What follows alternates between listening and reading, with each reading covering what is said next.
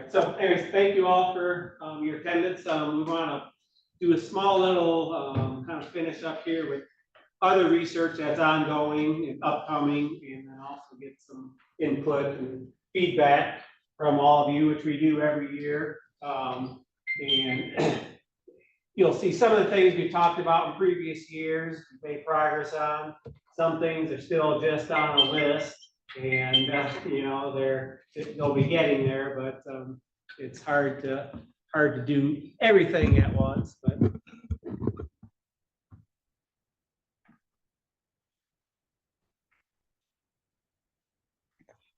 hello.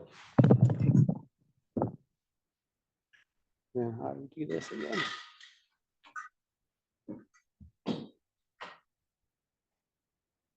Nope, that ain't it. Maybe. Nope. Why? Yep, there it goes. Here we go. Oh, I'm gonna need to try to get Bobby out.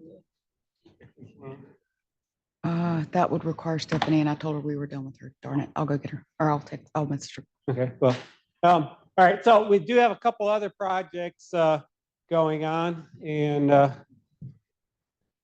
did Ottawa run away? Okay, just missed him, and Bobby's online if we can figure out how to get him here. But and I guess one thing I wanted to say, just to clarify, because people are always asking, well, so Bobby's doing American crocodile stuff in Dominican Republic. What does that have to do with the price of peas? But you know, we do anything wetland, wildlife, waterfowl related. The Kennedy Center fellowships and funding, right, is basically I'm using all that for waterfowl related projects here in the state. And all these other projects, so like Miriam's alligator work, this work, all this is externally funded. Okay, so we're using external funds. Christopher and Renee's project, again, all externally funded projects. So just wanted to clarify. So Ottawa, you want to talk briefly about what you are doing?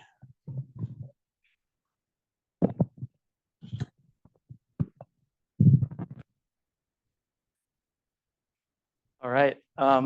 Hey, everyone. My name is Ottawa de Castro. I'm an international student from Brazil that recently joined the Kennedy Center as a master's student in the Wildlife and Fisheries Biology program under Dr. James Anderson here. And we are developing a thesis that will focus, or that focuses in mercury accumulation in wetland-dependent birds within the Bento Gomes River watershed in the Northern Pantanal in Brazil. Now, I got a question for y'all. Has anyone ever heard of the Pantanal before? Okay, that's nice. So I see that some of you, I've told you guys about it, so I'm not sure if I'm going to count that one. But so for those of you that don't know, the Pantanal is the most extensive wetland in the world, pretty much. And it's found in the center of South America, intersecting Brazil, Bolivia, and Paraguay, covering 160,000 square kilometers. That accounts for about, I think, 40 million acres or something like that, 39 million acres. And you know, since the Pantanal got discovered 250 to 300 years ago, it has faced many different threats, such as deforestation, poaching, pollution. However, the impacts of historic gold mining in the region have been ignored for the past 25 years. Between the 1950s and 1990s, there had been researchers that identified high levels of mercury accumulation in several different trophic levels in the Pantanal. And consequently, that led into the creation of policies that outlawed the use of mercury in the mining operations that surrounded the Pantanal's northern edge, right?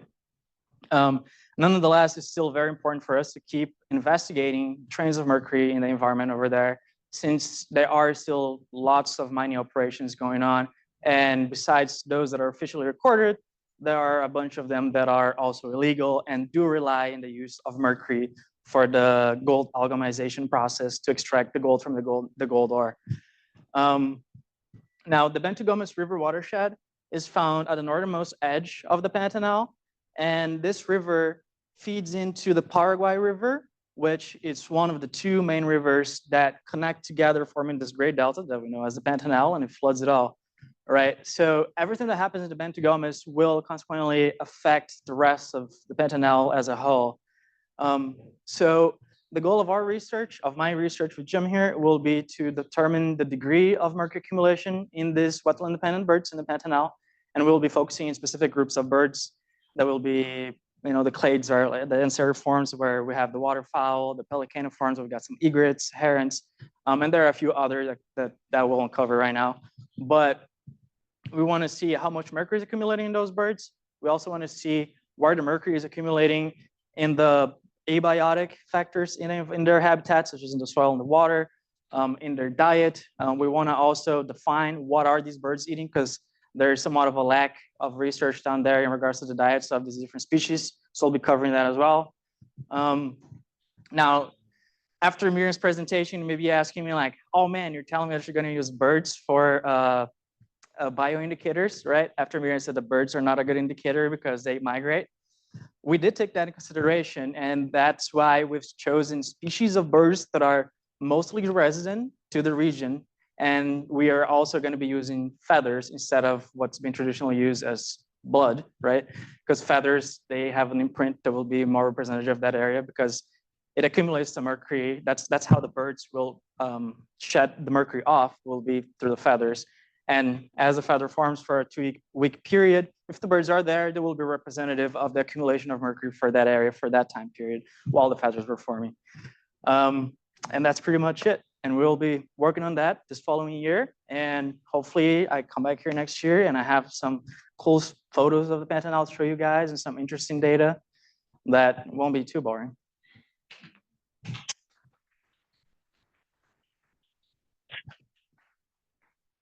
Thanks. All right, we're gonna see if we can get Bobby on here. We lost our technical support, so.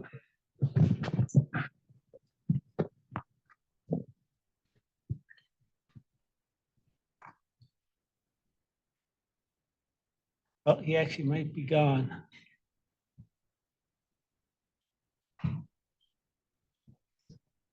Yep, looks like he's gone. All right, so took care of that issue. But anyway, so yeah, Bobby's working on American crocodile down in the Dominican Republic. And again, all these are externally funded.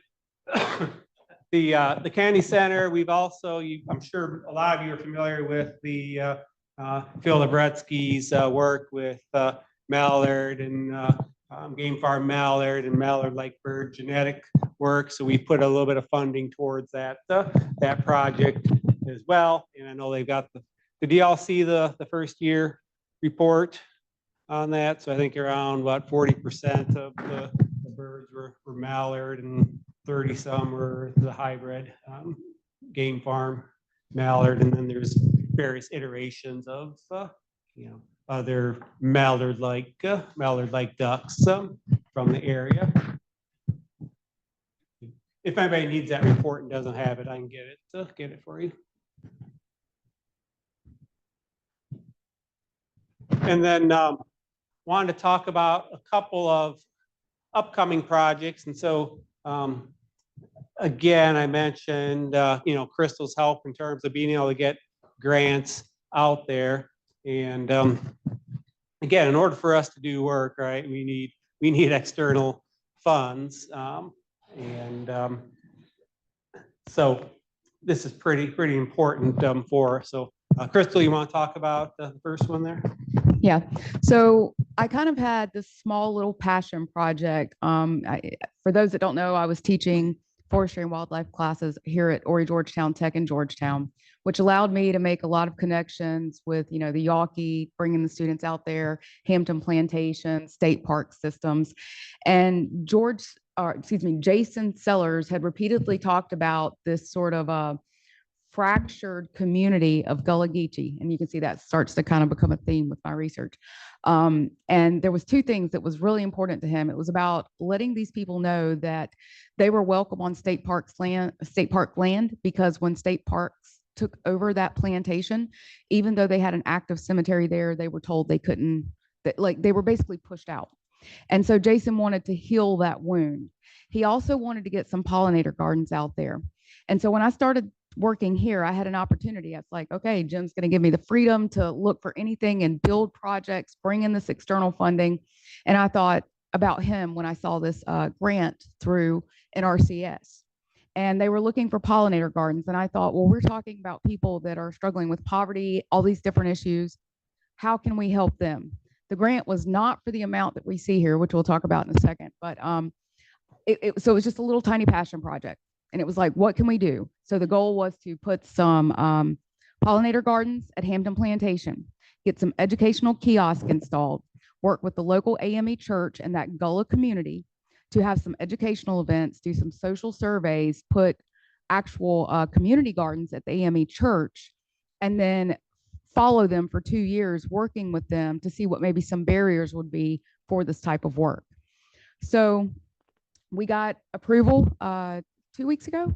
We were told we got approved for this project. And thankfully in the meeting, I'm very grateful that NRCS saw the value in this project, saw how important it was for this community, how important wetland pollinators are.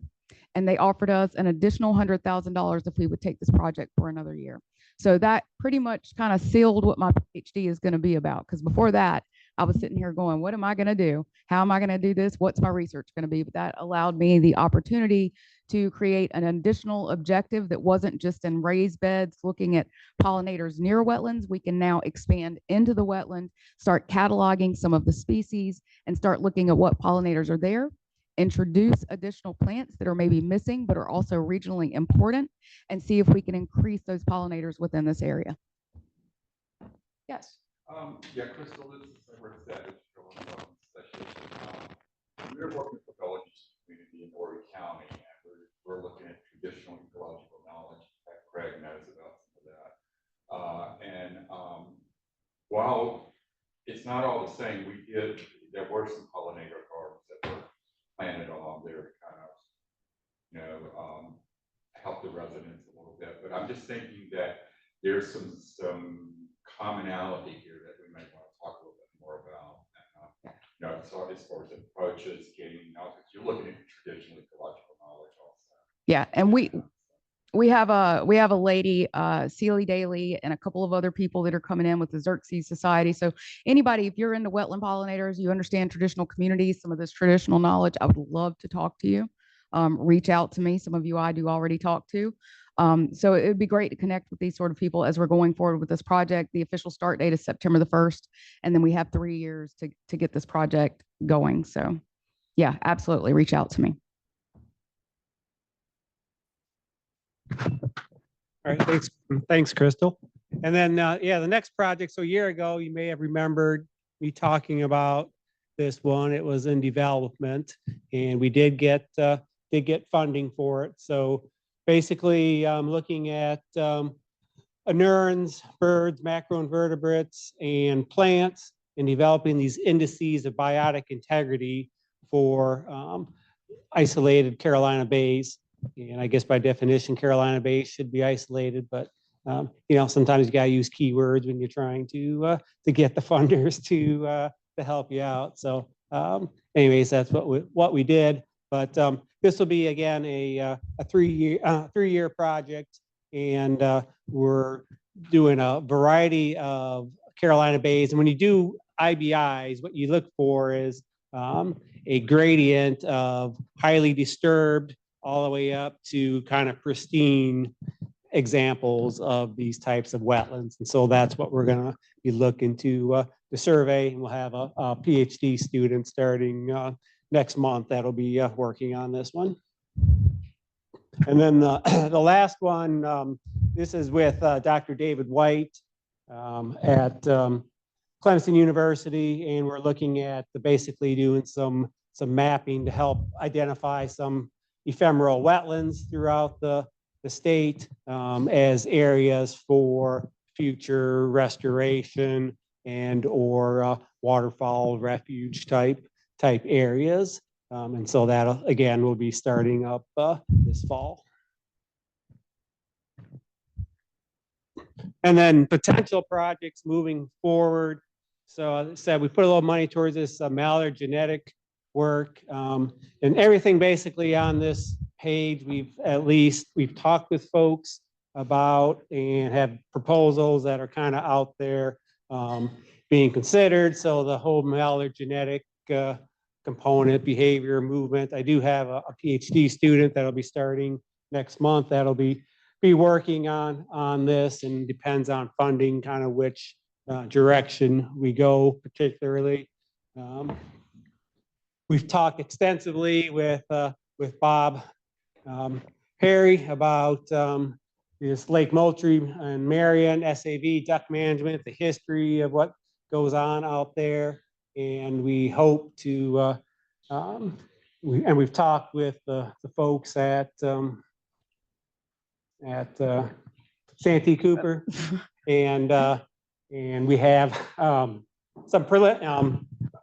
we're in the preliminary stages of basically getting some proposals together with them, but that's something we really want to do. But SAV and duck management, also obviously we have to consider fish in this thing, since they are consuming a lot of the SAV. And then Jamie Dozier has spoken with us about doing some work with these tidal trunks, and so we're hopeful that we can get a project going forth on that. And again, that was something that came out of last year's meeting. So again, these things take time to develop. And then Crystal has you can talk about the last one. I know you took my SAV one. All right, but informed waterfowl management is what the last one's about. And basically we're looking at existing adaptive management strategies that waterfowl and wetland managers are currently using to address climate change. So again, it's more of that social thing. It's basically taking what you're already doing on the land, except we're doing it across the entire Southeast, not just here on coastal South Carolina. And would use that to gather recommendations and essentially build a structured adaptive management plan and recommendation for just the Southeast specifically. And we're working with DU and Aaron Pierce on that particular project. Yep. What is it doing? Okay, there we go. And so anyways, that's our spiel. That's what we've been up to over the past year. And so looking for, additional thoughts, ideas, concerns about direction, waterfowl research needs, things that you would like to see. And again, I know there's a lot of other things we talked about last year and the previous year, and we still have this list of things, and we're trying to prioritize in terms of finding funding sources and getting a project to work. And some will just take time, right, to get to that point. But just looking for feedback, constructive or otherwise.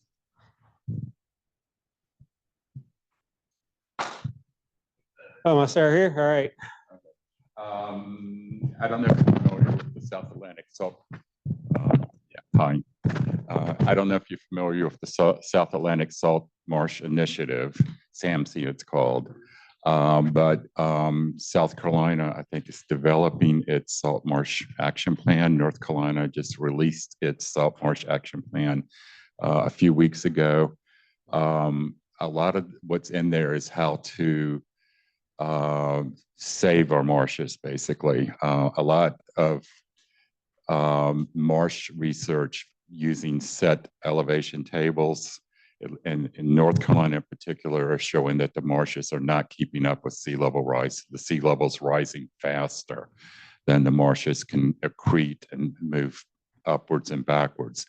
So a lot of the emphasis now is looking for salt marsh migration corridors to try to help them move back and provide opportunities for them to move back rather than being overrun by salt water or So that's just one area to look at. I don't know, somebody with the Sea Grant is working on the South Carolina Salt Marsh Action Plan. I'll have to get the name. I can't remember it right off the bat. But anyway, that's just something else to think about. And I've talked to you about monitoring wetlands a little bit. We'll talk about, I'll contact you a little bit about the Carolina Bay research, because we did some IBIs for wetlands too, macroinvertebrates and plants. So we can talk about that. Okay, great. Thank you.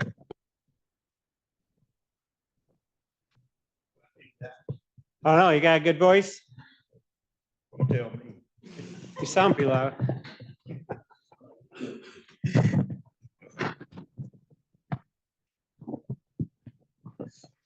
Well, picking up on what this gentleman referred to, sparked a thought.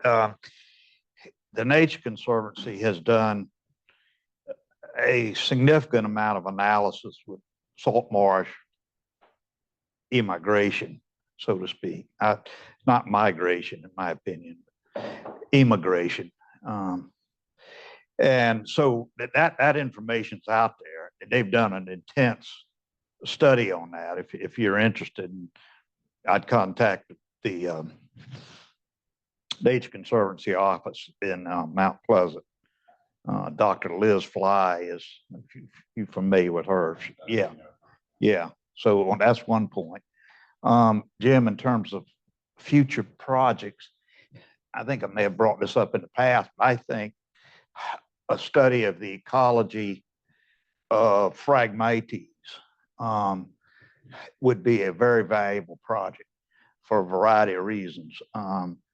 You know, it's a major threat to wetland integrity, and there's been a tremendous amount of money spent on chemical control with varying results.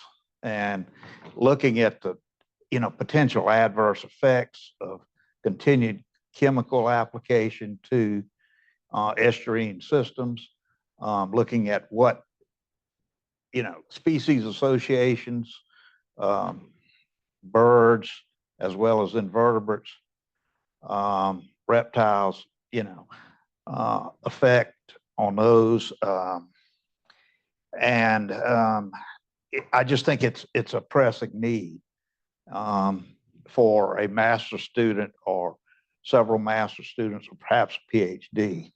And it goes to sort of coastal resiliency and biodiversity issues. So I think that would, and I would think there would be funding because it has a regional approach. It's a problem everywhere. And I know it's an issue in waterfowl management, more so on the North Coast than apparently in the South Coast. Bo, would you agree with that? I mean, so I'd recommend that. And then another potential research endeavor might be looking into the ecology of widgeon grass in particular, because there's never been a South Carolina study looked at in-depth ecology of widgeon grass and management of widgeon grass or any other natural occurring waterfowl food in a brackish situation. And of course, it could apply to fresh too, but I think that could go to adaptation into climate change, because if you're looking to shift management further up the system and you don't really understand what the ecology of historic, well-documented food resources are, that there's maybe a nexus there as well. But as we work with these, managed wetlands, particularly in the area of SAV management, in my SAV is a different gill, so to speak, than moist soil. In my opinion, much more complex. So those are just some ideas. Okay, yeah, that's great.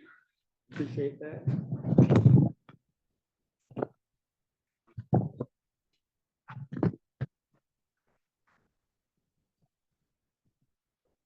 My voice is good enough. I don't need. But yeah, I'm fine. All right, belting on out.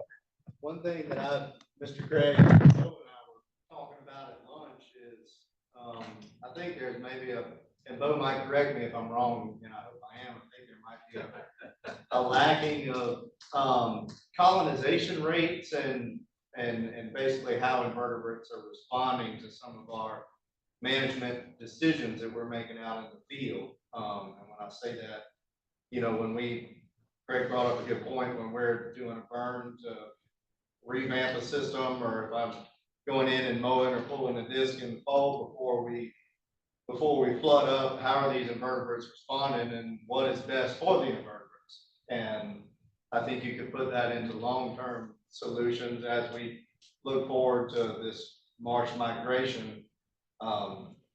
If we are going to focus some more on some upland impoundments, revamping upland impoundments, I think it would be better to know, this is what we can do and this is how they're going to respond best. Because in any ecosystem, it doesn't matter what species it is, the invertebrates are the one constant. They're always there and are always being consumed. So I feel like more research can be done about that to see what we can improve on. Okay, great. Mine is not a research thing. Mine's more on what could the Kennedy Center do to help with that labor force issue. So I went through this process 3 times in the last 3 years, hiring different people. And it's so hard to find somebody who can boots on the ground, implement. It's great that we have the research and everything like that, but we need people implementing that in the field as well. And there was a SCWA, 2-year program that sort of fell apart with internships. But if there was a way that Clipchamp or the Kennedy Center, along with maybe Georgetown, that could, somehow start a plantation manager's course or something. It could be before COVID, there was a talk of having like a 2-year course that would be like a plantation manager's master's degree, so to speak. I know COVID sort of threw that out the window as it fell apart. But we're seeing people now that they come out of a 4-year degree and they can't implement anything, and so we're losing not only a knowledge base that we're about to lose with people retiring, but there's nobody to pass that on to that's qualified. Just sort of looking into that. Okay. So the SCWA program went away? It fell through. Well, I'll follow up on Yeah, that. go ahead. It's coming back together. Right. What they started out with was a great idea, but, they would have interns down and, they'd send them to people and plantation managers were busy. They didn't want to teach them. They just said, hey, go cut the grass while I do this other stuff. Right. So they weren't really learning anything. Well, they're now building a new center at Camp Woody, and they're working. Auburn's already on board, and they're trying to talk Clemson into doing something where they will be really getting into what the hands-on stuff needs to be. So that's in progress. How it's going to turn out, we don't know. Okay. So, Yeah, great, thanks. Bill, I was on second what Michael was talking about with the Phragmites. It's kind of like a silent creeping fungus. It just keeps getting bigger, bigger, and bigger. And what it does is it takes all of the animals and the plants and the insects that are living on the native vegetation and smothers it out. I don't really know what it does, but you don't see the marsh hens and the things that you see in a regular freshwater marsh. You don't see them in these Phragmites jungle, you might say. Way to figure out how to get rid of that stuff. That's a good thing to do. Yep. I hear you. Great. Yeah, I was just gonna kind of piggyback on something Rick was talking about with, salt marsh migration studies and just really looking at, the managed wetlands, preparing on what, Bob Perry was talking about with the regulatory arena. Well, we've got set stations in PD looking at salt marsh accretion, right, or marsh, freshwater marsh, accretion rates, and they're some of the highest anywhere around on the East Coast and comparable to the Mississippi Alluvial Valley. So to me, you know, we've got these marsh accretions, we've got a lot of growth, we've got a lot of historic rice fields. And then you've got a subset of managed marshes that have been managed since the 60s. And really the lifespan of these managed marshes, it's hard to quantify, but depending on traco operators and the way these fields are managed and sea level rise and storm events, you know, there's only so much money you can throw at those, and eventually you're gonna have to sacrifice them. And a lot of the landowners are starting to do that anyway. And so I would love, USGS is real interested in going into some of the managed marshes and breaching them and looking at if we can get back to marsh accretion. I'm totally against that, but I would love to look at some tidal marsh and potentially replicate, you know, tidal exchange and maintain accretion rates, but get some latitude to start managing some of those marshes.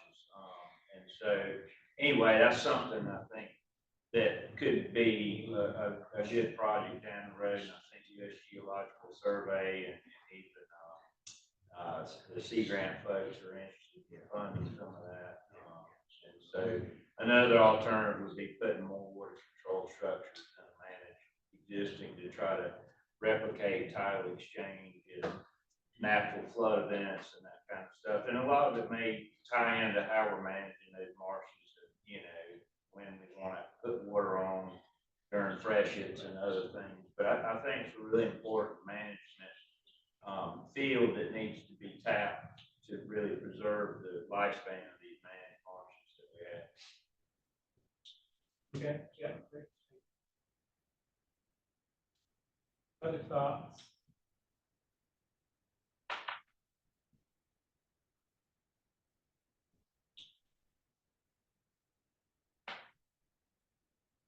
Okay. Well, I appreciate all of you taking time out of your day. And you're all busy, so I appreciate it. Keep in touch if anything else comes up, anything that we can do for you, let us know. We'll have our annual report coming out again at the end of the year. What we have done here, we'll get the PowerPoints onto some type of a drive, and Chris will share those out to everybody.